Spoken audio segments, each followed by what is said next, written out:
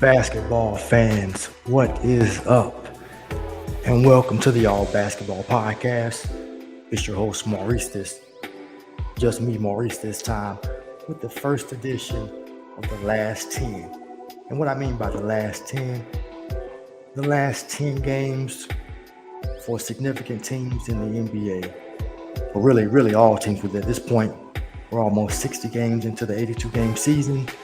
So it's just all about the teams that matter, top 10, and a few maybe outside of that because of the play-in possibility. But yeah, this is where if you go to ESPN.com, they got that, and maybe other sites too, they got that.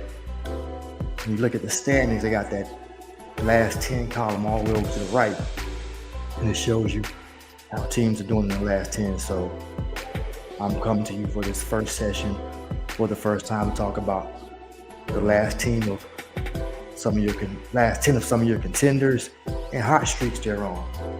So right now, the hottest team in the NBA is the Boston Celtics, winners of 9 straight, 9-1 in their last 10, with a 46-12 record, 27-3 at home. 3 games better than the Timberwolves and Thunder at home. So Boston's really rolling at the moment. Look at the schedule and see how much further they can take it. Because before tonight's game, today is February 28th, so maybe look at the next 5 games, see how long they can continue this streak for a team that hasn't lost more than 2 in a row all season. Yeah, haven't lost more than 2 in a row. So I'm off tonight, so start off next month at home against Dallas, ESPN Friday night. So could go either way, depending on what kind of threat Luka and Kyrie pose. They got Golden State after that, then at Cleveland, at Denver, at Phoenix, at Portland, and finishing out that 5-game road trip at Utah. So the streak is going a little longer, but I mean, it could get ended by Dallas, even the Warriors, but Cleveland's playing well right now. Denver's playing well, defending champs. All these are national televised games, so whether that's ABC or TNT. So I'm going to say maybe they'll push it to they get to Denver. So I'm going to say they beat these next 3 teams, get to 12. Maybe wrong, just a prediction. But they do some special things. Tatum picks it up. It will definitely help his MVP standing status, because you see out there personal opinions. I don't know about professional opinions, but people say one night Tatum's doing well, and the next night somebody else is picking up where he's not. He's kind of struggling at the moment. So they have so many weapons that you really can't consider him as a true MVP, because the team is somewhat so stacked.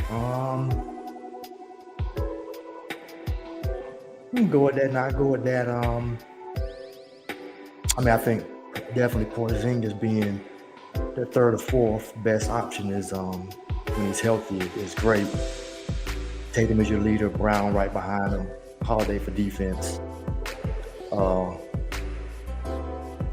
Derek White, very good role player. So yeah, they have a complete team. But just Tatum's going to have to lead them.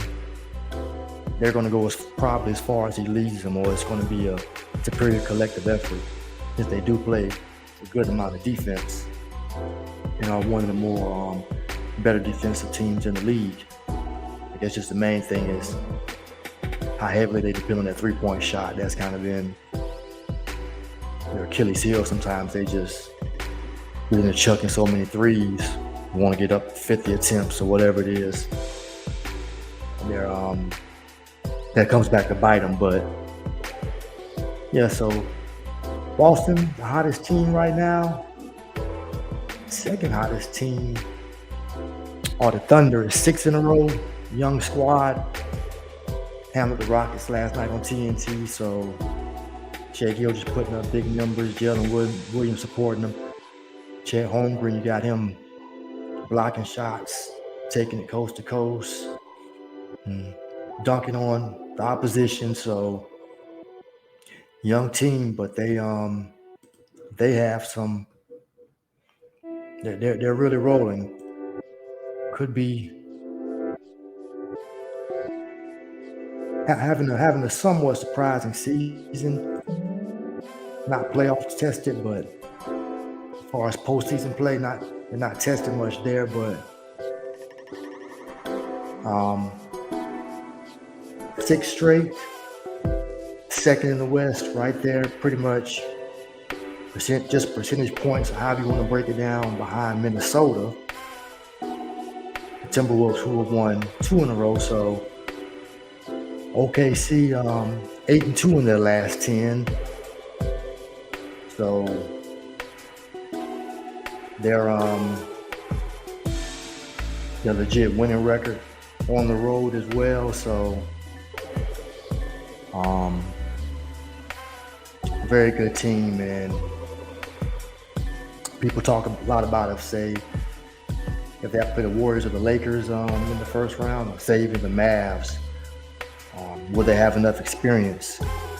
Maybe not, but maybe just the fact of who they've been all season will just prove itself. I mean, you've been a better team all season. You should. I know in the series and the playoffs things are different, but maybe they just come through and get one of those teams out of there in 5 and 6, because those teams are Golden State, LA. They're hanging around 500.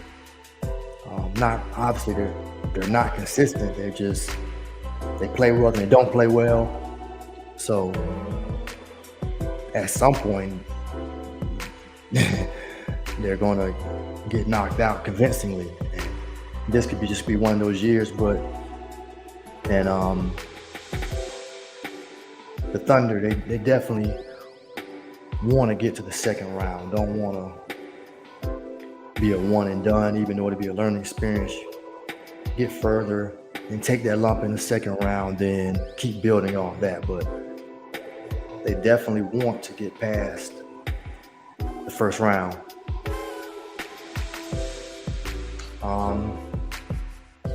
And Miami's one of the next hottest team, 5 in a row, 8-2 in their last 10.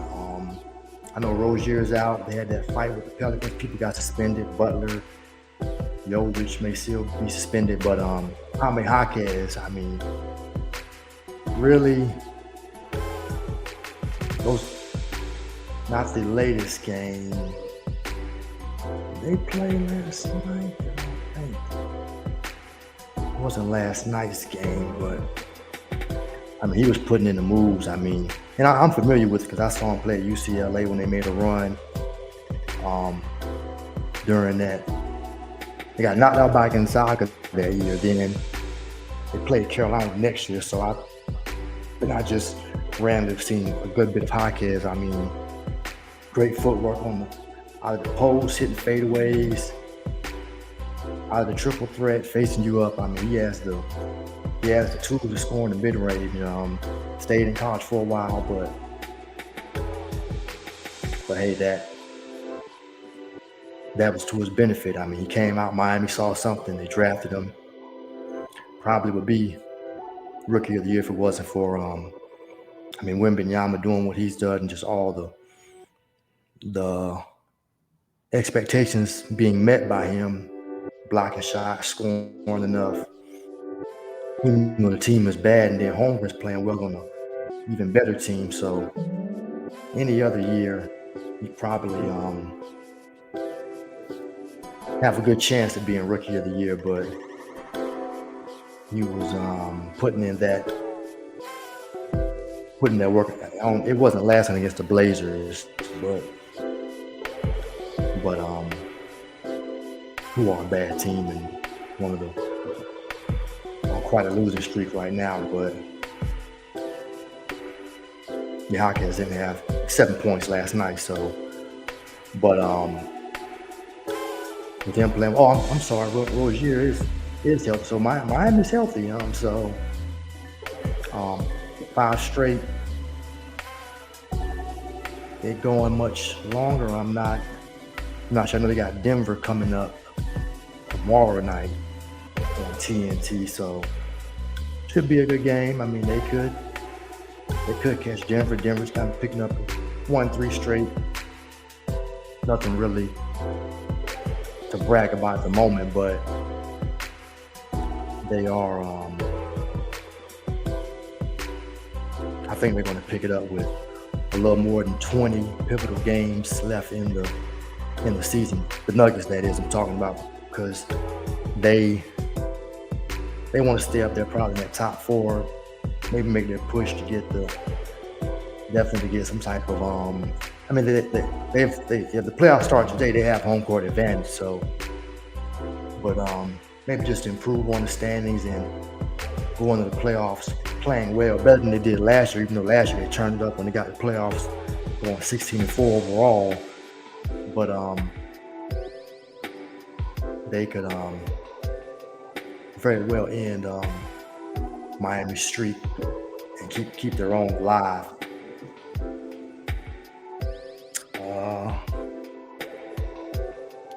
On the cold side, we got no one's really bad right now, except the Blazers. I mean, it's just a bad year. Lost 9 straight, 1-9 in their last 10.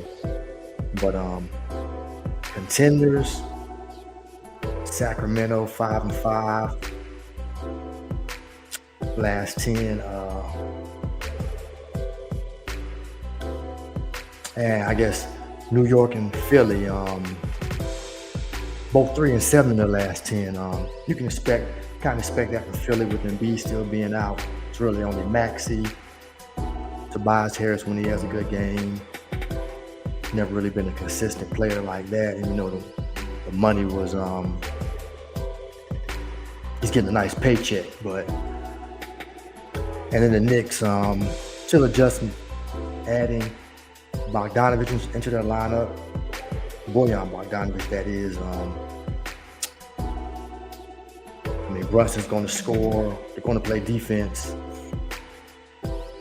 but they got handled last night by the Pelicans. So when they before the All-Star break, they were pretty hot, but still missing OG Anunoby and Randall still out. So they don't have their complete squad, but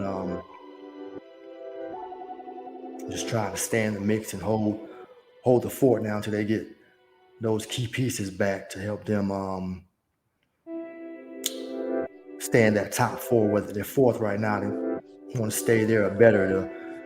They pretty much know they want to have home court in the first round as well.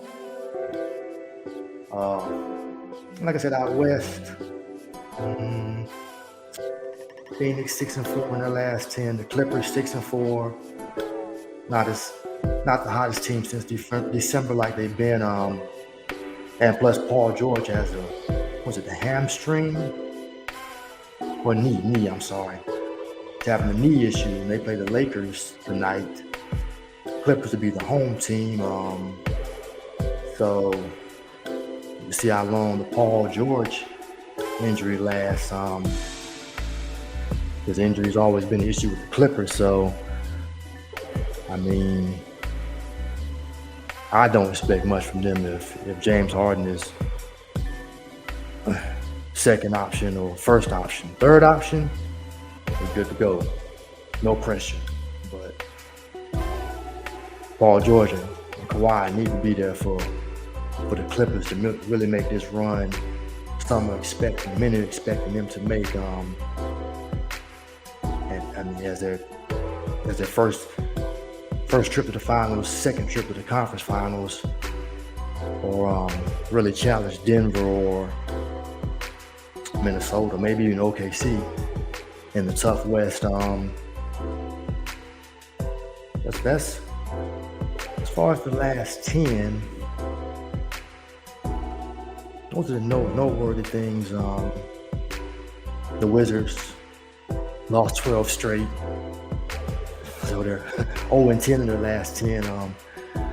Rough season. Just some really bad teams out there.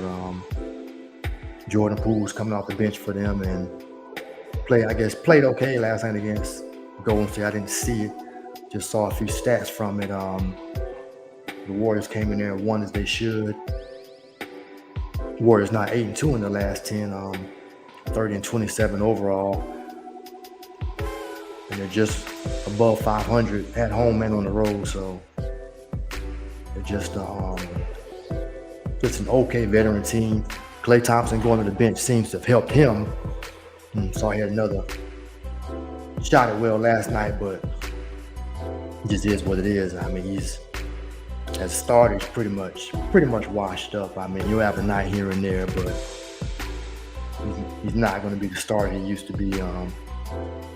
Not playing well on. I mean, definitely can't play with his age and the injuries he's had to overcome. Not going to play as well on defense. Getting the same shots.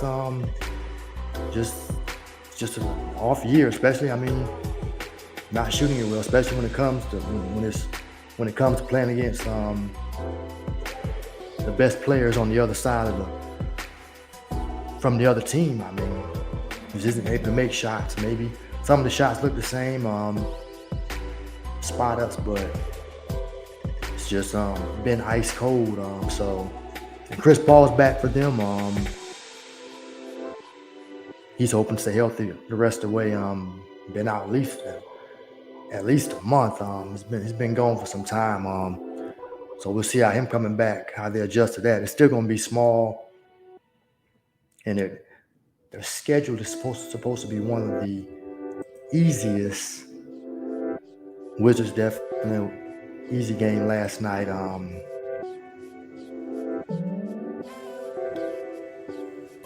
Like I said, yeah, New York tomorrow night, at Toronto Friday, at Boston Sunday. They got Milwaukee. Some tough matchups there before. I mean, you definitely want to beat Chicago and San Antonio at home, San Antonio on the road, and then gets a little tougher with Dallas, the Lakers, and the Knicks. So a mixed bag right there as far as their schedule, but we'll see how they play it out. And how many good games off the bench Klay Thompson can give them, and if Curry can keep leading them with the scoring, and Draymond keeping himself under control and just playing basketball to help his team win. Kuminga continuing to play well. Podziemski, we'll see, but I mean, I've said today, as far as the Warriors, it's been a good run, but it's time to make some big changes. It's pretty much over, and that was pretty evident last year. The league is caught up as far as three-point shooting. Everybody on that team's older, and a lot of teams are bigger and they can shoot. So Golden State doesn't have that. They don't have the bench they had, and they just don't. It's just those guys are older, so it's been a good run. And moving on in this first session of the last 10, I also want to talk about some headlines going around the league. We got big stunner last night. I mean, this guy looked like it was a great game in Cleveland between Dallas and Cleveland. I mean, Luka had a heck of a game.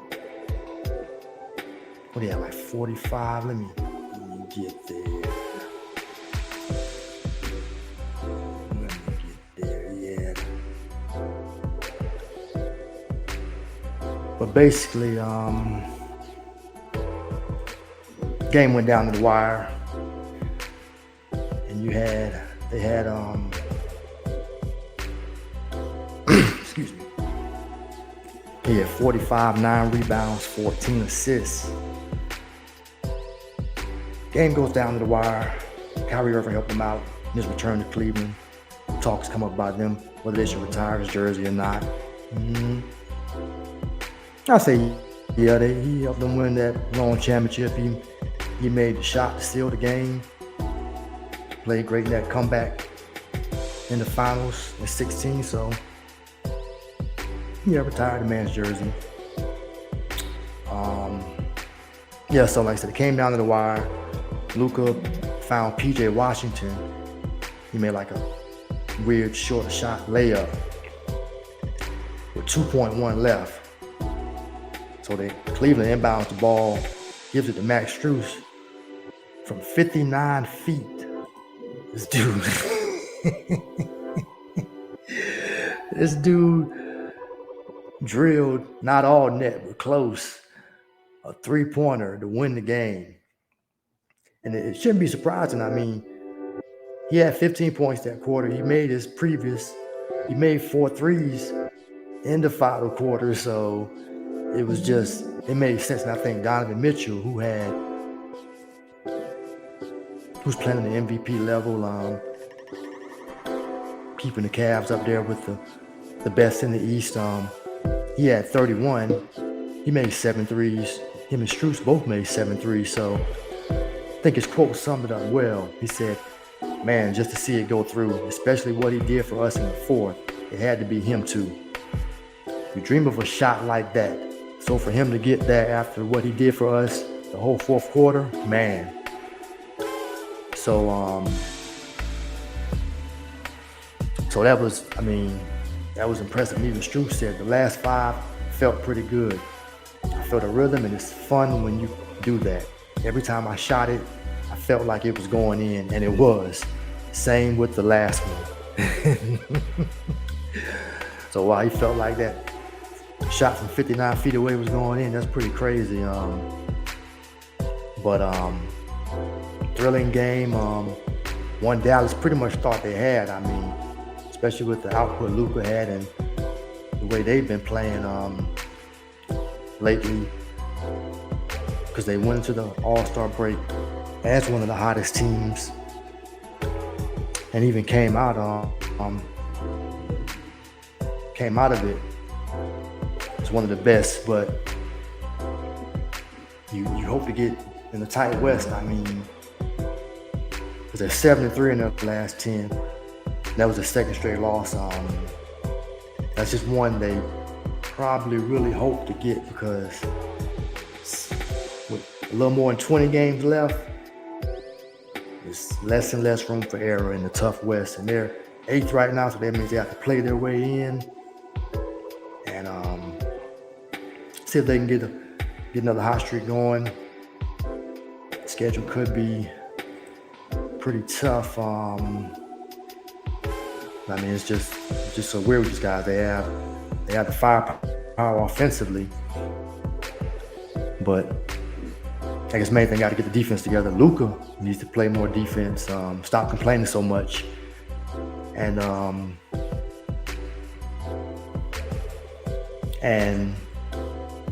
they got size now with Gafford, PJ Washington. Still got Lively ready to block shots, so they got shooters. It's just funny, they just can never stay atop the West. You know, they can win some. He'll get you a series or two, as he's proven. Luka, I'm speaking of, in the playoffs, but they just can never be a. So I mean, if it's there for him, if he gets to the top 4 seed, I mean, with these numbers, it's automatic MVP. I mean, they're clearly. It's just there for the taking. I mean, the numbers back it up, even if people want to say the league is pushing it, but the numbers are there to back it up. I mean, dude is just phenomenal offensively and dishing the ball. And he's different from Jokic, but they're both just phenomenal players. But Jokic just led his team to the top spot in the West, even the championship. So he's gotten the MVPs, but if maybe Luka gets a 6, and Shea Gill just comes down a little bit. Maybe Giannis doesn't do as well. Maybe he can't Can't get it as a 6 seed, but definitely not happening at an 8. But looking at their schedule, tough one against Boston, like I mentioned earlier, coming up. Then it's not too bad. Philly and Indiana, definitely winnable games. Home against Miami, that could be tough. Then after that, you got some Detroit should win that. So just looking overall, their schedule the schedule isn't too tough. Got some contenders in there, but if they can make a run, we'll see on the next episode, the last 10, because I intend to do this on a weekly basis. If they can go on a hot streak, but man, I mean, what a crazy shot by Strus. I mean, just to hit that, definitely one of the shots of the regular season. No disputing that. But moving on, I think it's just this last thing. So recently, as you guys probably know, LeBron came out and was saying, he tweeted that because his son, they removed him from the 2024 mock draft. And I just found out they put him in the 2025 mock draft. Like we're not even considering him coming out. So LeBron came out criticizing the mock draft, writers, whoever, saying basically there's no point listening to this stuff. I mean, and they don't really know, and pretty much let my son just be a college kid and not have to worry about that. Yeah, that's true, LeBron, but you put it out there that first that you want to play with your son. I mean, maybe indicating that you were kind of expecting him to play the required 1 year in college or 1 year out of high school and then come to the league. And whoever drafts him could possibly get you on their team. So that was the one thing. And then another quote came out where you said Brian could play right now.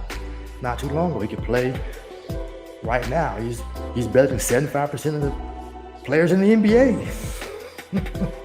So, I mean, some pretty bold comments, maybe full of hyperbole, but I mean, maybe empowering your son, which I understand, but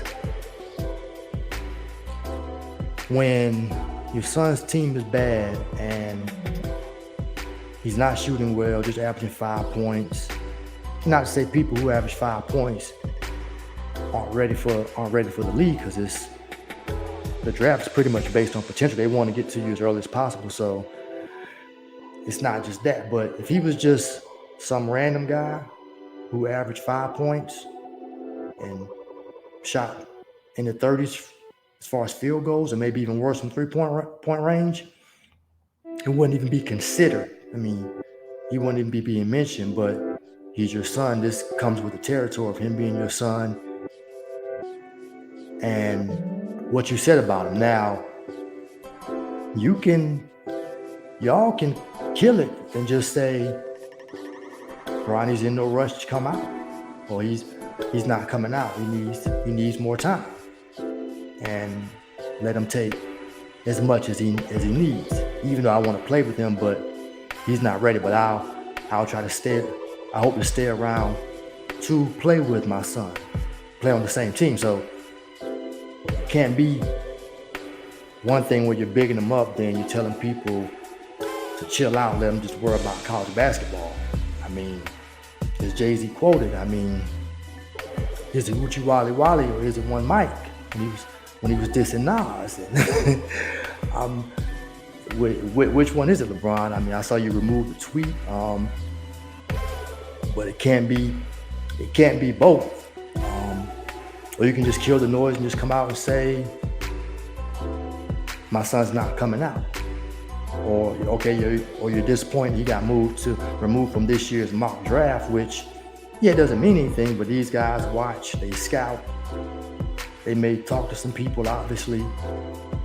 And most time this stuff lines up how people are drafted sometimes. Sometimes it doesn't. Sometimes it's way off. But just the nature of the business. I mean, people are doing their jobs. They have to produce these things to keep their jobs.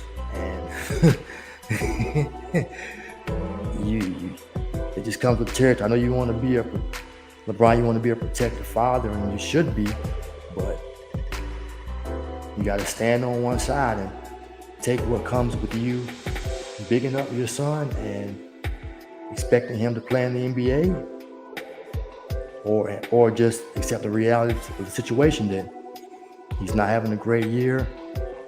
Maybe that has something to do with him coming back from the cardiac arrest incident he had, and thank God he's doing well and able to play, because that's a very scary thing. And but it's got to be one or the other. But that's kind of been LeBron. I mean, much of his career, he'll say things on one side of the spectrum and say something else. And I mean, he'll preliminarily enter himself in the dunk contest and don't get in the dunk contest. But that's another story. I'm not bashing, man. I'm just saying that it's got to be one thing or the other. I mean, you can't get. And so, but we'll see how that all turns out with what Brian decides to do, and if they say anything else about it. But right now, it's just keep quiet. If they're not mentioning him, you're not mentioning him. If he has a good game, you congratulate them on it, but just keep quiet, let the season play out, see how they do in the conference tournament, because if they don't do well, the season ends there. They're not going to the tournament unless they win the Pac-12. So just is what it is. So like I said, we got some good matchups coming up tonight, and this is the first, hopefully, many regular sessions of the last 10 as far as the NBA. On behalf of myself, I want to thank you guys for watching this episode of the All Basketball Podcast. Please subscribe on Spotify, YouTube, or wherever you listen to podcasts if you already haven't. Until next time, peace and be blessed in Jesus' name.